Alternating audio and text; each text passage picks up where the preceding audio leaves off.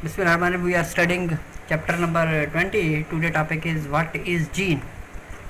Archibald Garrod and William Batson concluded in 1902 that certain diseases among their parents were more prevalent in particular families.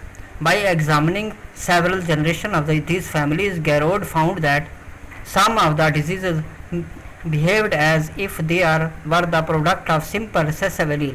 He concluded that these disorders were Mendelian traits and that they had resulted from the changes in the hereditary information in an ancestor of infected families. Garrod investigated several of these disorders in detail. In alkapetonuria, the proteins produce urine that contain the homogenistic acid.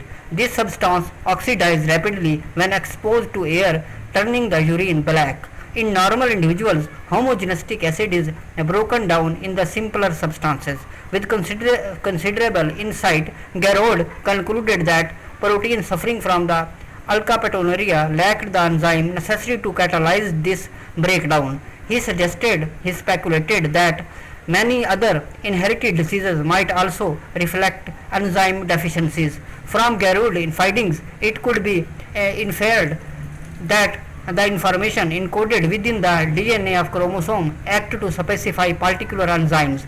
This point was not actually established, however, until 1941, when a series of experiments by the Stanford University geneticist George Beadle and Edward Tatum provide the definite evidence on this point. Beadle and Tatum deliberately set out to create the Mendelian mutation in the chromosomes and then studied the effect of these mutations on the organisms. Beadle and Tatum exposed the neurospora to X-rays, expecting that DNA in some of these spores would experience damage in the region encoding the ability to make compound needed for their normal growth. DNA changes of these kinds are called as mutations, and the organisms that have undergone such changes are called as mutants.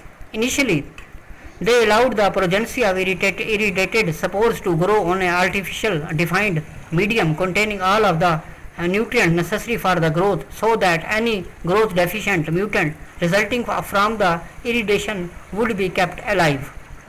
To determine whether any of the progeny of the irradiated spores had the mutation causing the metabolic deficiencies, Beadle and Tatum placed the subcultures of individual fungus cells on the minimal medium that contain only sugar, ammonia, salt, and a few vitamin and water. Cells that had lost the ability to make the other compound necessary for their growth would not survive on such medium.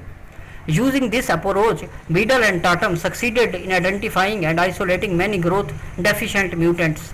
Next, the researchers added the various chemicals to the minimal medium in an attempt to find one that would enable a given mutant strain to grow, and these procedures allowed them to point out the nature of the biochemical deficiency that the strain had.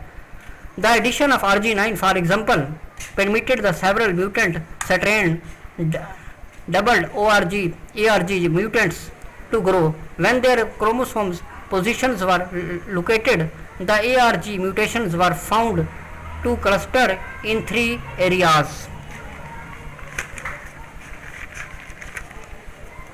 Thanks for watching.